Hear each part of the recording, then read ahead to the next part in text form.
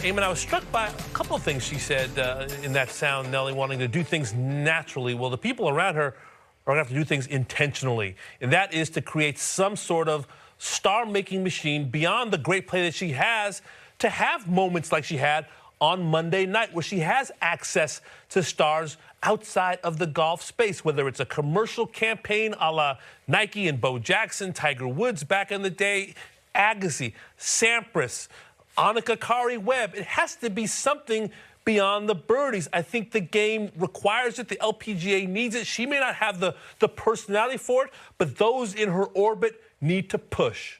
Yeah, there's a balance that's really going to have to be struck here, because clearly she's doing what she can control in terms of performing. Right. And she's clearly the dominant player in the game. She's clearly the face of women's golf. Where the problem comes in here is that because the LPGA Tour historically has run on fumes financially, it doesn't have the apparatus that other sports do. I mean, the NCAA has a huge apparatus to take advantage of a Caitlin Clark moment. The LPGA Tour doesn't have that. Now, perhaps the PGA Tour might actually spend some money. They could actually acquire the LPGA Tour, have one umbrella, but at the very least, there's an entire apparatus within the golf industry and other tours in terms of being able to build up a campaign around excellence on the course, even for players who aren't necessarily personally inclined to embrace it, that they're not comfortable in that kind of spotlight. So this is a moment where the PGA Tour, frankly, ought to step in and help out as well, because they do have the resources to add more. But it's still going to keep coming back to the idea of how much Nelly wants to embrace the idea of being something other than a golfer, because she talked about the Met Gala very much as a fan, that she was kind of awestruck as somebody who was there watching people that she kind of celebrity worshipped. Right. But there were people who were doing the same thing to Nelly Korda there, who thought, my God, there's Nelly Korda here at the Met Gala. Certainly golf fans were.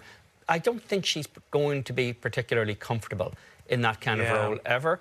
But to your point, there has to be an apparatus put around her. The LPGA Tour is going to struggle simply on a resource basis to do that. Maybe it's time that Jay Monahan can send over some troops. Well, Jay's got his hands full with a lot of things going on. But you're right. Maybe at some point, if it's next year or 2 years from now, Nelly's walking into that Met Gala feeling like Serena Williams or Shakira. Like, I belong here, and people should look at me and be, in awe of seeing me. And if it's not Nelly, maybe it's someone else on the LPGA Tour. Why can't the LPGA Tour, if it's going to be this week every year, having the Cognizant Founders Cup in the shadow of New York City, send Lydia Ko next year. You have some stars in your sport that have done some transcendent things.